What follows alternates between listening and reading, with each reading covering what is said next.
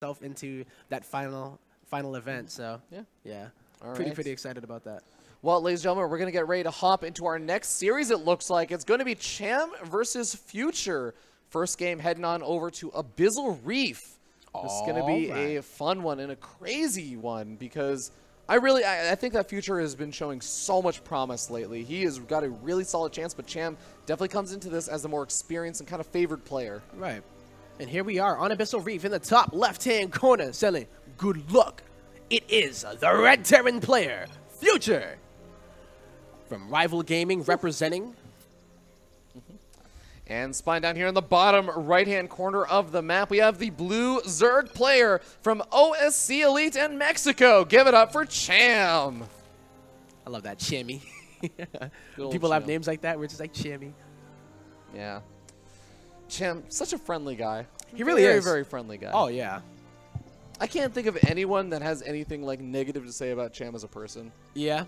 I think as a player, some people would be like, God damn, these Cham builds. I mean, oh God, Cham builds. You know, the Mexican Zerg players like Cham and Jim Rising, they used to have this reputation like 3-4 years ago as like the super duper cheesy players. They were like, they were the players that every single game you see them like early pooling, Baneling busting, Ling all-inning, Roach Ravager, like not even Roach Ravager, but just like Roach Ling all-inning, Banelings. Just the cheesiest, dirtiest stuff. Basically, it was no regret every single game. Every single game. But both, it's kind of funny, both Jim Rising and Cham really did come into their own. Cham especially showing that he really can contend with a lot of the best players now in those macro games. In fact, he is really scary as a macro player these days. Yeah. He kind of just still has that history as a cheesing player that he can bring it out and bust it out when he needs it. Exactly. To be versatile like that, especially at Cheesadelphia, you do need a couple of things up your sleeve, right? So here we are, though. Oh, I feel like I haven't seen a Zerg in a while, and he is the last remaining one. So we are going to be starting off with a Hatch Gas pool and a very, very standard opener here from Future, already going here for that Reaper expand. So nothing out of the ordinary, especially with like a pool first or something like that, I believe. Even though the pool did finish, it means that perhaps he went for the pool before the gas. But yeah, I think the timing of it does mean that, no, I think it was just like pool after without getting the drone. Yeah, you're not really looking to try and send those Lings across the map immediately to get a bunch of damage on or slow down the command center or anything. You're really just looking to get up some defenses to deal with the Reaper. First Reaper comes on in, softening up some of the drones. Ooh, might actually almost get the kill on that. Does become an extractor just in the nick of time. Cham on point right now, and Future actually got some pretty good Reaper control, I've got to say. Like he's he's one of those players you definitely look out for. His micro is pretty on point. And he's oftentimes also got a reputation as being a bit of a cheeser who can bring out the games into very macro-oriented games as well. Right, setting the pace and then controlling it through on out. So here we are, though. We've been seeing a lot of Hellion play lately, you know, depending on if Future has adopted the kind of mech openers or if he's still kind of going for you know, the kind of bio stuff. But I believe that with the Hellions coming out here, bringing it back to those days where, you know, you try to take control until their queens become too much. But also just being able to slip into a mineral line, maybe getting a quick medevac in order to try to get the who has the diva? I think that's Future. Yeah. Future uses that diva announcer pack. One of 2 people I know in the world. Oh, actually, yeah. I think Pig uses the diva announcer pack. I think he does it to troll his audience. Yeah, he does it to troll his audience because I think people said, like, why are you using this announcer pack? And Pig is like, haha, I'm going to have this on for every game now. I love the players that use their own announcer packs. Oh, yeah, right? Like, I know In Control native setup. But we actually have an armory on the way. And, ooh, the Overlord. Yes. It's not going to be able to make its way into the main base to scout that out. So Cham going to be a little bit in the dark, but this is something that does come out a good bit. We're going to see, does he throw down a Baneling Nest or a Roach Warren, or is he going to do anything at all? Yeah, Cham did pull completely out of gas. You see a lot of Zerg players will actually keep one in gas while they take their third and start getting into, you know, their upgrades as well as the Baneling Nest, but we're not seeing anything. So he's going to try to defend this, and it's only going to be Queens and Lings, Fear Dragon. He has a sixth Queen on the way, but he's only on 5 right now. This gets really dicey. I mean, you need unbelievably good control to actually make this work. He's already actually catching the Hellbats as they're trying to make their way up the ramp right now. Oh, the concave is great. Oh, this is a beautiful concave and a beautiful spread out of these queens. Makes it very difficult for the Hellbats. Some nice pickup micro from Future is going to be rearranged. Some of the Hellbats are getting lower on hit points, and the Hellbats are chasing after a queen right now, so Cham is getting some time bomb, but those Lings not going to be able to fare that well versus just the Hellbats. Yeah, this is a really, really early Hellbat push out of Future, but Cham! Oh, watch your drones! Oh, We're going to lose 2 of them. Can you get another hit? Wow, that's it. I thought that was going to be a lot worse than it actually was. That was so clean from Cham. Killing off all of those units, not needing Banelings, not needing a Roach Warren, not even getting out that many Lings, and he manages to actually secure a really solid position. Liberator now coming on is going to be annoying since he doesn't have the Spore Caller started, so he's going to lose on some mining at the natural, and, you know, Future does still have his own third down getting started up behind all this, but Cham is definitely going to be looking really good after that, and just has to be careful not to take too much damage from the follow-ups. Yep, and Hellions trying to slip in there. A little bit late to the party. If he was able to time that with the Liberator, that would have been devastating, but Cham definitely expecting it. Loses that Liberator at the third. Going to be a little bit annoying for Future. Yeah, Future definitely is trying to get some damage done, but Cham has been like a rock, just holding down almost perfectly, right? Like, I feel like when you don't have the Baneling Nest, when you don't have the Roach Warren, you lose a lot more. And it usually feels like, okay, sure, I was able to survive, but then you look at, like, you know, how much you've lost, and if it's only 2 workers, you're doing pretty good for yourself as a certain player. I mean, listen, I can't really think of too many other ways that Cham could have gotten a better opening in this game. well, the Banshee is actually moving forward. The Spore Caller is there, and he actually unburrows at the exact wrong time. Okay. Now, I don't believe that this Banshee has Cloak, and no, it's not on the way either, so... he's not gonna have to worry about that. He doesn't need the Banshee or the Spore Caller to actually deal with the Banshee. Just the Queens alone should be able to push it back. Yeah, I really love that shifting of the positioning there, though, because like what it was there before was the Liberator positioning, but now he's able to put it there to deal with the Banshee. And even with that opening that Future did, he's hoping that he kills Queens so that this follow-up that he's doing is a lot more effective. But since Cham didn't really lose that many Queens, we're starting to see the defense being really, really solid here from Cham. But that's a lot of Hellions. Okay. And look at what he's transitioning into here, Fear Dragon. It is going to be mech. Yeah, it's going to be mech, and Cham also going for a really fast infestation pit. I mean, this is definitely one of the faster infestation pits you could possibly get at like 7 minutes.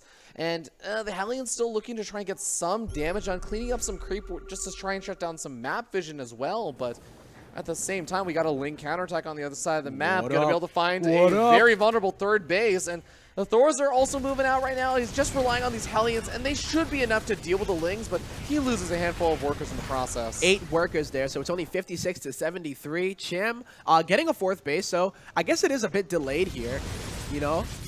I believe that's a pretty late 4th base, especially if you are against a really early 3rd from the Terran. But you have to know that it is mech here, and you can already tell just from that early infestation. The Queens and the Roaches are so far out of position, he's going to be able to get this. And he takes it down. That should not have been able to happen, but Future identifying that all the Roaches and the Queens are a little bit off of creep, pushing a bit too far forward, chasing after those Hellions, and he finds that one little advantage he really needs to pull himself back in this game a bit. That is such a good snipe from Future, because that 4th base from Cham was pretty late already, and this only furthers, you know, that setting up a bit. And even when the Hellions are starting to fight the Roaches, you know you're doing something good here. I don't even know. I guess he was trying to get some kind of weird side run by with the Roaches, but when the Hellions are there to defend, it's usually like good for you as a Roach run buyer, but not when they're in that small number. All right, well, Roach is trying to move over here. They knock down one of the supply depots. The Thors can just drop out here, and now these Roaches are going to die pretty damn quickly. There is the Overlord. There are the Overlords loaded up with some drops. I think there's Roaches inside of there. Is there Roaches? Are there Roaches in both of them? The Queens are not loaded up in either, right? No, it's going to be 8 Roaches, it looks like. Yeah. It's just 8 Roaches, so this is going to probably be a drop into the main base or the natural. You can pick off some add-ons. Just delay that Terran reproduction capability. And maybe try and go for an attack on the other side at the exact same time. And he is moving in with some of these Roaches on the left. All right, well, this is a map where it is pretty hard to break a setup mech player. We already see the wall on that left side, and it's not even like it's Ravagers. So usually when you attack with Roaches, you're going to have like the Ravagers in the back, at least to get those corrosive biles to pick off a tank every time that you push in. Yeah. But when you do not have Ravagers, this is one of the worst unit comps you can actually have against what Future is doing. So yeah, I think Cham is going to have to switch it up. Maybe these blinding clouds from the Vipers as well as the Abducts are going to be able to turn the tide in his favor. Yeah, but he has 2 Vipers. He's not doing anything else with the Hive Tech just yet. I guess he has 2-2 also on the way, so he'll eventually be able to get up that really fast 3-3. Medevac getting pulled is nice, but he doesn't actually snipe off the Medevac. He goes after the Thors instead. One Thor gets picked up in the higher health Medevac, and the Roach is now going to be dropped into the main base. Might be able to get some good damage done over here as the production is a little bit ways away from that next round of siege tanks coming out. But the Roach drops inside of the main. Cham getting some SCV damage done. It looks like Future did not see this coming at all. He has to move almost, well, not his whole army. He should only be moving a bit of it because it's going to open his third base up if he moves everything. And this is a very scary position. But I guess he does have enough tanks on that third base. Greater Spire coming down behind all of this, as well as that Hydra Den. Cham looking for opportunity. I think he's knocking down the rocks over by the third while he tries to maneuver this army around between the main base and the third base. Now we end up seeing those rocks knocked down. The Roach is going to pummel on forward. There's a planetary fortress over there. Yep. The Siege Tank also going to be able to push back these Roaches and sort of scare Cham off from doing too much here, outside of just picking away for free damage. Oh, it's a planetary, though. Getting some good damage here, but geez, the Roaches are just going to stand outside of the range of it, but I mean, yeah, you got to get them out of here. So what is his endgame plan, though? It looks like he is going to be going into Broodlords. I think you noted that the Greater Spire was on the way. And the Roaches right now, what they just need to do is try to trade off as efficiently as they can. They've almost essentially become useless because this army is just getting a little bit too out of hand, out of Future. So it is Brood Lord, what's the word that I'm trying to think? Vulnerable, I would say, you know? Vulnerable to Brood Lords. There's not a whole lot of anti-air. There's not a lot of anti-air here, right? Yeah, I mean, what is that Viking count at? It's at a whopping 4. 4. Okay, so 4 Vikings versus 9 Corruptors and a handful of Brood Lords. This is definitely not looking too good in terms of anti-air capabilities, but Future, he's got to make some damage happen now. If he can actually maybe get some good trades over here. Yep, loses a Viking. Okay, that's not a great start, but the Brewler's also getting forced back. The Corruptors are not quite here just yet, and he might be able to snipe off this base and then back out of there. He's also moving out along the north side, but there's also a big run-by of Roaches over into the main base. So both these players trading out a bunch of units. Yeah, and I was saying that the Roaches aren't that useful at this stage of the game, but when a push like this happens, it is a really good idea to at least try to get to that production. And we're going to go into like almost full base race mode here. I mean, right now we have Cham, who should eventually be able to clean up all of these units from Future, but Future is doing so much damage in the process. He kills off the low ground expansion, he kills off the high ground expansion, he kills off the natural, and he's even starting to get close to pushing into the main, but he is going to get cleaned up before that. Cham reduced down to 2 bases, 1 base that's not mining, but also at the same time, Cham is doing a lot of damage on the other side of the map, but the problem is he's killing off some of the production facilities, not most of them though. And I mean, well, Future still has his economy. The biggest issue here is that he lost the tech labs that are on these factories. So I think that was Cham's plan here, because I believe he played a game yesterday that was similar to this, where he gets how many Broodlords? 10 to 10? It's a lot of Broodlords, man. And what would happen is that the Thors would be the ones that counter it here. But if you can't make any more Thors, that is the final Thor that is going to be able to be made for a while. I don't know where the starports are, but he has no way to produce. Okay, I guess the third base has some factories with tech labs on it. So I was a little bit nervous about that. But the Broodlords, he needs to deal with this right now. Slow march of the Broodlords. There are 3 more factories at the third base, pumping out those Thors. He's still making 2 Vikings at a time. And where are the Corruptors? Did he... I think he turned every single one into a Broodlord. This is actually really problematic. He doesn't have anything outside the Hydras to deal with this, but there are still a lot of siege tanks here. Yep, I think this is an issue here for Future. He does not have an answer, and with the Vipers abducting the Thors, there's not that many. Okay, Vikings, got to be careful not to run under those Hydras. They're going to be able to push back the Broodlords, and as long as they can push back the Broodlords with that nice little range advantage, the Hydras need to get close enough to try and put some damage on. Planetary Fortress helping out a lot here, but a bunch of the Vikings end up falling there to the Hydras. Wow, really, really good micro with the Broodlords, making sure they don't get too far forward, but the Thors are starting to target down them. A Broodlord goes down, and so does the second one. But the Thors Thors are all going down, and that's going to be GG. There's no more anti-air. Future has to tap out. Wow, GG, Cham. What a sick game, actually, coming out from both players. Really, really back and forth, but it was almost like the Brood Lord all in at that point, right? Where it's like, okay, this needs to kill him. I really hope you kind of called it there. Trying to take out and reduce the number of Thors, and even just getting the pickoffs on those Vikings was what really sealed the deal in that game, because it was looking really close, but the Vikings, they got...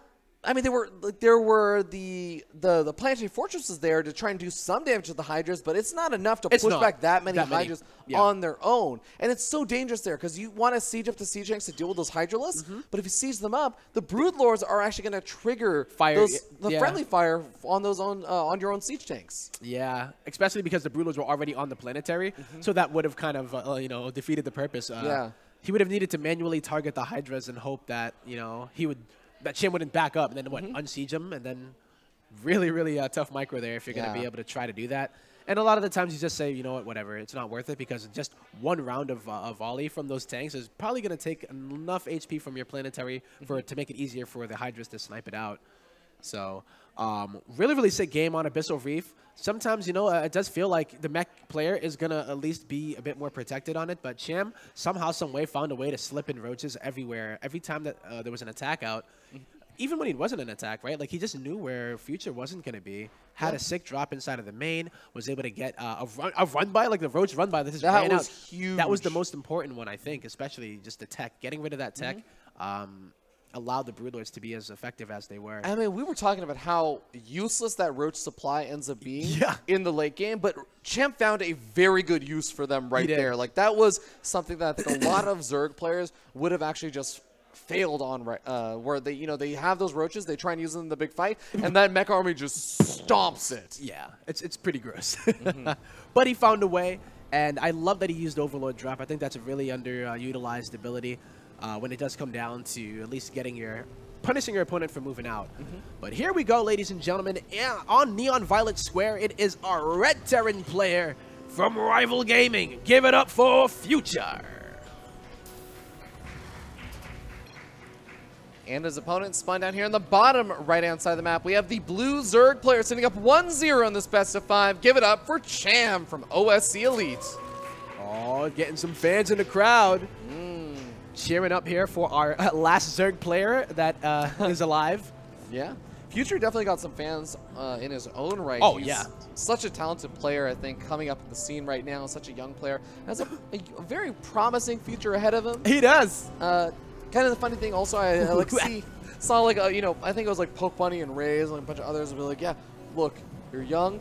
Make sure you do your wrist stretches and stuff. You want a long career and everything. Give them all the advice from like the old boys. It's funny calling them old boys because they're like barely 21. Like they barely started becoming legal age to drink in the United States. And they're like trying to sit there telling the young kid how life is. You know. Just, I know patches come and go, but just stay strong, my young Terran, because it's going to be a rough road, but, you just got to keep your head up. Got to keep your head up. Bunker build time may never be fully solved out, but, keep your head up, my friend. You're going to be all good. Okay. Well, we do have a hatch and then a spawning pool, so you're not going to see any kind of weird shenanigans from Cham trying to get a cancel on the command center or anything like that. Nope. Very, very basic opener once again. I believe, we'll see if he completely pulls out of gas again. It seems like that's what he likes to do, rather than leave that one drone in the gas, just in case you do need it. But very, very solid macro opener out of Cham. And, we'll see if Future decides to stick it with the mech style, but he is going for another barracks, and it's a bit hidden. All right. With the reactor. Yeah. Barracks with a reactor. He did open up with a Reaper, so this could look to be a 2-1-1. Getting up that second gas geyser as well. Something I don't really feel like I see too often anymore, but we'll see how it ends up faring if he decides to go for that. The Reaper looking to get some more damage done. Just picking off some lings, and Cham made a decent number of lings, so he really shouldn't take too much damage here. Yeah, he should be just fine here, even before the Queen comes out, and it just pops out, and even, he made, 6 lings or 4? I think he made 6. Okay, yeah, so extra safe right now. And even getting a second Queen from the main in order to help out. So, yeah, I think you might be right here with the tech lab getting made on that barracks here for Future. The factory is going to follow shortly behind it. And now I think using builds of the past, they still are effective, especially as the meta does shift. You start to under-prepare for things that usually you learn over time. Oh, absolutely. And you start preparing for like Hellion openers instead, maybe getting an earlier Roach Warren. But Cham last game, he just was doing queens and lings, which is usually the same kind of way that you defend a 2-1-1 anyway. So. Yeah, that was the funny thing is like the style of defense that Cham was going for is what I think should have been more vulnerable, where he only got 5 queens up, and he got up a handful of lings, but he still defended the hellbound all in. Yeah. That, or I say all in, but all in's a much lighter designated term. pressure. Designated pressure, just because you do have that mech transition. It's a lot easier transition out of the big hellbound attack than it used to be. But it's sort of funny because again, like Cham defended with what would be really good for, like you said, the 2-1-1, but he defended what he shouldn't have been able to defend quite as easily. No spine crawler, no roaches, no banes, right? So there's what reason would Cham have to go for something different here if he can defend against the really scary attack that the build should struggle with? Right. And he's going to have a great time versus something like a 2-1-1. For sure. Usually like 2-1-1s, I mean, there was a time period where Zergs were still like dying just to the push itself. But nowadays it relies on just getting control of the map. It relies on keeping the creep back. And also if you can, if they under-prepare and they over-drone, you still can get that really quick win. But somebody as experienced as Cham, I don't believe is going to die to a 2-1-1 outright. He might lose a lot if he, if he does end up under-preparing for it. But other than that, I think it's just going to usually keep the creep back, make it so that you keep your Zerg opponent at least honest. But geez, Louisa, he's droning. Marine. He's actually droning right now. 14 lings. I mean, he's got 7 queens. And the 7 queens, if you intercept the drop as it's trying to make its way forward, then you can actually handle this. And all the queens are already in the right spot. He's got a handful of creep tumors down. Looks like an overlord. Oh my god. I think he's, yeah, I think he might be over-droning here. I think he's fine, right? You think so? I mean, the queens don't have that many trains. He's making more lings. Yeah, the round of lings. If he gets these out now, then yeah. But I think that Future might have had an opportunity to pick off another queen. I think if Future had moved into the main base or something, all these queens are not there. I actually think that I totally agree. The lings need to be able to be there to react quickly, and the queens are there to get the eventual defense up. But with this, I actually feel like it's almost a little bit unfortunate. Future just moved in kind of to the wrong position, and he's not going to be able to get the damage done. Nope, not at all. Ooh, he gets a queen for his efforts, but usually you want to get a little bit more. Cham is able to defend here, and the fact that he was able to make such a decent amount of workers beforehand is actually really impressive because the ling count was really not that high. It was about, what, like 14 at the time of the attack? Yeah, it was pretty low. And they weren't all there, so... Yeah, and the lings, again, like, they are the fast reaction time to get before the queens can really get into the right position. Now there are some more Marines joining forces. This is the scary part of the 2-1-1 when the follow-up attack comes in. And this is where he's actually starting to get some really good damage on. The lings are out of position. The queens are starting to go down one by one. Bailing's being morphed in, and Future is just going to pick up and get out of there. But he takes some pretty efficient trades. Yeah, that was a really, really good trade here for Future. Might be able to scan here to clean up some of the creep if he wants to. Not going to get the active. Oh, he does get the active creep streamer. Wow. So yeah, just kind of keeping Cham at bay. But Cham has already droned up to 63. Hasn't lost any drones as a result of this pressure. It's only been queens, and that's basically what they're there for. So, yep, here they come. The Banes are... Focus fire down some of them. Doesn't end up losing really too many Marines there. Nope. But the queens are going to intercept the medevacs. Oh, but this is a hard fight for them to take because the Banelings still do not have Baneling speed, so it takes a while for them to move between the main base and down there on the low ground. So Future's okay with taking this fight. He has to back up as the Banelings don't make their way there, and once again, those Banelings waddle their way over to the main base. It's going to be a little while. He might even be able to go after that if he were able to, yeah, that would have been awesome. I don't know if he'll have enough time to, but he's starting to stim forward. He's going to target fire down some more of these Banelings. It's one of them, though. Yep, this is a really, really back and forth medevac play. All those queens are so far off of creep, and the lings are slow to react, but Future does not pounce on the opportunity. He doesn't know if those lings are about to just come down from the low ground. Wow, really solid defense there from Cham, being able to defend 2 of those locations there, trying to even get the intercept. And now that Baneling speed is going to be done, I think it's going to be fine for him to transition into the mid-game, because if you were able to get the Baneling nest, then yes, you're able to stop Baneling speed so that timing with your tanks are going to be so much better. Yo, that medevac was so low. That Hydra. Oh, Hydra. Oh, wait. Don't take out one passive aggression. No. Not here, not now, Please. Not that Overlord. Oh. Wait, what? That was a psych out. Man. That's great.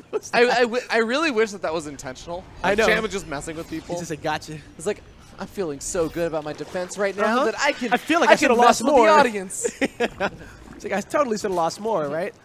Another result of this. Oh, wait a minute! Those Baneling connections catching, I think, Future as off guard as it caught us off guard. And now the Ling's getting us around, killing off one of those siege tanks. The Marines are going to come in over here, but they're on. Oh, God, they're focus firing down some Lings instead of on an attack move. So the Lings buying quite a bit of time, getting in on top of some of these SCVs. I don't think they're going to be able to get too many, but at the same time, cleaning up the drop on the other side of the map. Cham in the instant, literally 20 seconds. He jumps up about 35 supply. Wow. Yeah, that was a crazy run by out of nowhere. And even though Future was trying to get damage done on the other side, Cham had everything in the right position. Hydra Bane with the creep spread out far enough that you can't really surprise him anymore. I feel like the only way that you can surprise him is that, you know, there's like a few locations where you might be able to dart in between some overlords, but I honestly don't even think that magic spot is there. So oh boy, this is the perfect defense out of Cham. Hasn't lost. I don't even think he's lost a drone this game. Okay, he's lost. No, he's not. He's not lost a single drone this game. Few SCVs picked off. No drones have gone down. Liberator's going to try and change that. Yep. Cham notices it with the Queen. He goes for the inject. He's going to end up losing some drones over here, it looks like, unless it just goes after the Queen instead. Queen taking one for the team. Oh, the Bailey's come rolling on in, and there's not a whole lot of defenses here. Marines get obliterated. The SCV is going to be the next thing on the line. Future moving in for a push over by that 4th and 5th base, and he's got to get some damage on here. He needs to, absolutely, and he's going on in. Is there going to be enough here for Cham to defend? It looks like Hydra Bane on creep could be it. I don't believe the 2-2 is done yet. The +2 carapace is going to be finishing very soon. He should have an opportunity to defend here. It doesn't even matter. Fear Dragon. Cham takes game number 2. Hot damn Cham. Looking so good. So good right now. Everyone was just talking about how awesome Future was playing today. Yep. He took a 6 series, I believe, versus Suppy. And yeah, let's actually talk about the group stages. I believe that Future was actually the one that took a series off of Cham. Exactly. Yeah, that was the one that he, you know, he was talking about. Like, yo, you know what? I think I can take him. Yeah, like last night, like saying, like, okay, yeah, if it keeps on going this way, you know, I feel like the control here is basically the story of it is Cham just defending really well in the early game with a very minimal effort or minimal amount. Yeah. You know, minimal investment. The fact that, you know, I guess it's kind of dicey sometimes when you try to stim in with a 2-1-1 and you're going on to creep and you see that line of queens and you expect the Lynx to be able to come out and then you're in too deep and then you lose the medevacs, right? Yeah. So he did the right choice by playing it safe there, but I do feel like he could have potentially did a little bit more. Yeah, I agree with but what I think you're it was saying. a safe play. You can't fault him for that. Yeah, you can't really fault him for it, and it's always that kind of rough thing. I think that I legitimately do think that if he had gone for the main base, and he had no idea. There's no way, no reason why he ever should have done this over going for the 3rd. It's a sort of a little bit of a gamble. You kind of pick and choose mind games, whatever you want to call it, on where are they going to be best defended, where are the Queen's going to be. But if he had gone to the main base, I legitimately think that Cham could have actually just died Just died straight up, right? And we were talking about how Cham doesn't die to that, but he was playing very greedy there. Yeah. Wow. It was 14 Lings and I think 6 Queens. So, yeah. I mean, that's usually like what you want. So it was just the fact that he started droning like super early after it. Yeah. So it shows how really good he is, at least at using the exact amount of units that you need. So here we are, ladies and gentlemen, on Catalyst in the bottom right-hand corner. His final life, it is Rivals Future. Does he have one? I believe he does. He has to bring it back. But he is up against this guy up here in the top left-hand corner of the map from OSC Elite, sitting 1 game away from moving on to the top 4. Give it up for Cham. I think our production has some strong feelings about this. Yes. I'm waiting for our production crew to just start chanting, USA, USA.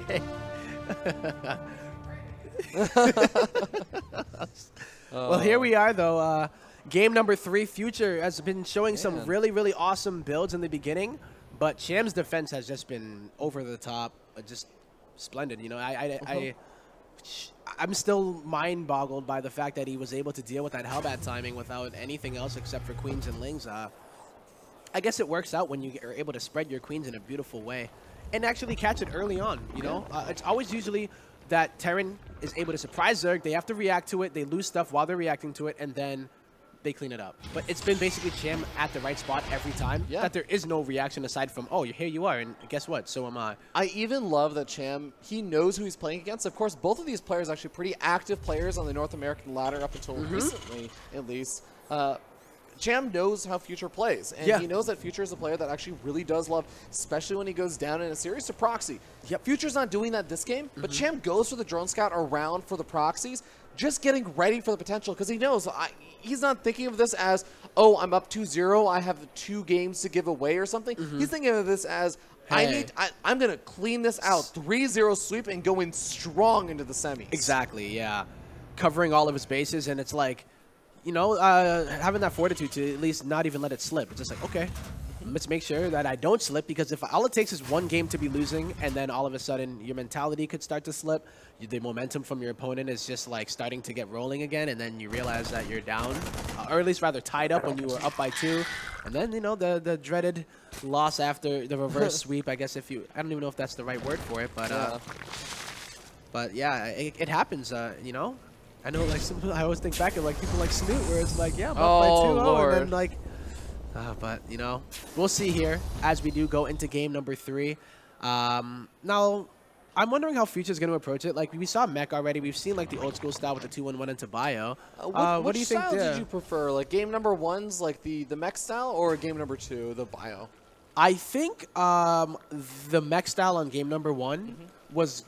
Well, at least it looked a lot more clean, because the only reason why it ended up being his downfall in the end is that he over-invested into the tanks. So, like, if he got enough tanks out and then was able to switch into that Vikings, switch into the Thors, you have a more well-rounded army. Sees the high finishing up below faster, the greater spire. Yeah, especially from the last series that they played, when I believe it was, you know, a lot of Broodlords. That's how Cham was going to do it, and he morphs a decent amount of his Corruptors into the Broodlords. But holy moly, that's a very early pack of Lings here. Yeah, I actually think what he's hoping right now is that Future does what most Terran players do, is that they move out across the map with maybe the first 2 Hellions. The next 2 Hellions rally forward, and then Cham just knows the timing. He says, okay, 4 Hellions should be out. Let's move in right as they're moving out. But we actually, in fact, see Future. He's been going for this kind of really weird... Oh, I love this. He stops from unloading the Cyclone. This is a push that is actually designated to try and kill off that third, or do force a huge reaction out of the Zerg player. One of the 2. But the Lings are going to catch him a bit off guard, because the Hellions just moved out. That they did. Now, is this going to bring him back? Oh, he's absolutely off. That's oh my God! And the Lings are going to get in, but oh man, the Hellion comes out right at the right time, and that was a panic move to bring back everything, realizing that that is not a full wall off. That is so difficult, because this was a push designated to do damage at a very specific time. Absolutely. And now that time is gone, Cham is going to have up more Lings. He's going to have up more Queens that are going to make the defense a lot easier. Yep. And Future not only loses out on his opportunity to get damage done for a push that he was trying to go for, but he also loses workers in the process. He loses workers, and he also loses the element of surprise with the Cyclone dropping out. So, I don't believe this is going to be as effective. Does he even have an armory here? The run-bys are so brutal here for Future. Even going to be able to... Even the Mule not mining right now. It's losing a bunch of mining time. The Lings eventually get cleaned up. Hellions poke forward, and guess what? There's so many Queens here. There's no way you can break this that easily. No, it's going to be really tough. The Cyclone is going to be a very, very valuable asset. A couple of drones going down, I think, to the Liberator. Oh, so there's a Liberator inside of the main, so that's really, really nice to be able to get something done, because it seems like Cham has been unbreakable for the whole series, but finally getting some bit more of his attention somewhere else. Natural. Yep. Queen is there, but oh, I love that siege up position. It makes it so annoying for that Queen to actually try and get in position. Future backs up, and he's finding little bits and pieces of damage, but man, he is still falling a bit behind. And there are the factories coming down back at home while he gets all this damage done. Yeah. Wow. Cham, how many workers was he able to kill in total? It looks like it was 9. But, you know, the fact that that Liberator came in, definitely, it's something that we're seeing differently in this game than we have in the other 2 games, because it seemed like Future would try something and never get the worker damage that he wanted to get done. Not even the Hellion run-bys were doing that much. Yeah, I'm still really liking Cham's position. Oh, I love Cham's position, right? The Liberator also going to be taking some damage here. It's going to get taken out. Hellions in the main base getting some good damage on. There's not a whole lot of defenses here. Ooh, line him up. Starting to line up quite a bit right now. That's some pretty good damage. Oh, man, the Queens are finally going to make their way over here. This is just 3 Hellions, too. This is a really low commitment of damage and just picks up and gets out of there. Yep. Doesn't lose the medevac, keeps it alive. So this is beautiful, actually, from Future. Things were looking a bit grim there, but keeping Cham in check by killing 10 drones, man. That's such a big deal to be able to get that kind of damage done. That's all the Hellions are really made for in this stage of the game. You're just trying to keep the Zerg economy in check while you get the army that you really are hoping to push and win the game with. Really good reaction time. Not letting these lings there. No, run by once, fool. You know, yeah. Yeah, especially since you notice, like, there's 2 Siege Tanks out now, but all the Hellions were out on the map, so if the Lings got in and they got into the natural, it would have been so difficult because the tanks don't want to engage versus like 15, 16 Lings by themselves. All right, well, creep spread is looking pretty okay here, but of course Future does not want that to be the case. He's able to take out those 2 tumors, and that's where the 4th base is going to be put down from Cham. So Cham needs the creep spread here to be really nice because he wants to be able to move his queens in between the bases and take all the engagements while he's defending that 4th base. So taking the forward one is kind of like a confidence 4th. Oh, absolutely. Kind of like asserting your dominance 4th, like, yo. All right, well, 4th base on the way, like you said, and that Roach Warren finished up. And is now going to allow him to produce a couple of these roaches. We've seen that Cham really likes going for this, and I think that he also likes going for the melee upgrades, actually, after the missile attack upgrade. Kind of goes into, like, the safety evolution chamber with missile attack, and then sometimes we'll do that, and sometimes we'll just go straight into the Hydras. So it's a bit of a mix-up occasionally, but okay. And we'll see that Infestation Pit come down really early once he realizes that it is mech, but we have not seen that this game. I think getting these upgrades, such as, well, the 1-1, he's getting Overlord speed, so maybe we'll see more of the drops. I think this is actually a really nicely timed push out of Future. Yeah. Somehow, some way, he's able to get back into this one here. Definitely looking like he could do really well over here if he takes a good engagement. A lot of queens in the mix, and he sees all those siege tanks. The 4th base under a lot of heavy fire. Where are his units? I mean, he's been making these roaches, but they're nowhere to be seen. Yep, he has a run by at the 4th base or the 3rd base of Future, but I mean, where are the roaches? He got the roach speed. I mean, roaches aren't going to be the best units for it, but he at least needs something, right? Oh, God. I actually think that Future is going to be able to get away with that kill scot-free. He might even be able to get back in time to defend against the counterattack. Maybe Cham catches him as he's moving back and getting into position. Yeah. Because the roaches are there, and they're getting into position over by the 3rd almost, but I actually think that Future will just barely have enough time to get a siege tank siege up. Yeah, but he's not sieging them up. He's actually move commanding them over there, and he needs to siege up right now, but is it going to be too much? All right. Corrosive Biles coming down on top of some of those siege tanks. The Liberator gets 1 or 2 shots up, and it looks like Future has a pretty solid position here. This is going to be so difficult to break. That was so scary. Yeah, that was a very scary moment. Sweating. Hot damn. But yeah, that was a opportunity for Cham. He wanted to catch it before the tanks were able to set up, but now that the mining is not going to be disrupted, Cham has stuck. He's stuck on Roach Ravager now, and it's only going to be 1-1 on him. So, I mean, I guess if he's able to get good corrosive valves, he only has 2 of the Ravagers right now, so he can't even do the volley or the quick volley in succession to take out a tank. He needs 3 of those. Yeah, I would love to see even just like, yeah, I agree. 1 or 2 more Ravagers being made so he can deal with the Liberators, deal with just other things being thrown at him, and taking out some of those siege tanks as well if they try and move across the map. But the name of the game over here for Cham now is buying time. He has a couple of these drop overloads. Maybe he's actually not going to be looking to buy time. I think he's actually looking to go across the map. Some Roaches going to be able to deal with the Hellbat attack. There's not too many drones over here, and the Hellbats, they shouldn't be able to escape out of there anytime soon. So I actually think that this could be a really strong push in from Cham. Yeah, I thought with the Infestation Pit he was looking to go up to high, but I think that's just a backup plan as he looks to move in with a maxed out Roach Ravager army, drop those queens in on top of the siege tanks with some transfuses, and just crush this army before it gets up any anti-air. Yeah, he's going to come from about 3 sides. Future is unsieging, or at least finding where he wants to get all of his units. He does scan, so he knows where it's coming from, and he is expecting that there is going to be a drop. And here we go. The drops on top of the siege tanks are going to force those siege tanks to attack in the wrong direction, and he's going to get absolutely swallowed up. It's a massacre. It's a Cham sandwich. as they come from the other side too. I don't know, I mean, man. the roaches are getting picked off, but a majority of the sea shanks are getting killed off. And it looks like somehow Future managed to hold the left-hand side. Oh my god. Yep. There's not that many roaches left over. The Liberators should be able to deal with this. There are some reinforcements coming out as well for Future, and I really thought that was going to go very one-sidedly for Cham, especially with the Queens dropping in. But the Queens didn't really get any chance to use this off because the siege tank damage was so heavy. So heavy, right? And he lost them so quickly. And he even delayed the drop a little bit there too, so it allowed for Future to kind of mentally prepare for it. But he is starting to lose a lot here. 16 workers are going down. And here comes round number 2 as Cham is hitting that R button as hard as he can.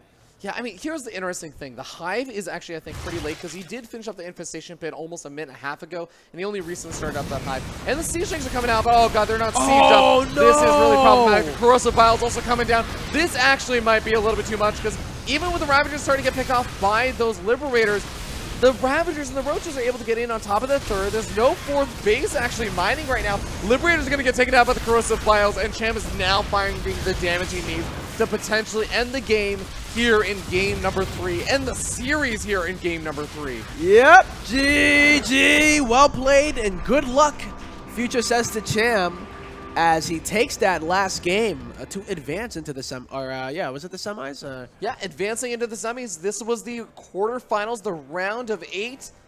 What an awesome, awesome finish there from our Mexican Zerg player. Yep. Eliminating yet another one of the Terran players left in the tournament. Oh, man, yeah. But you know what?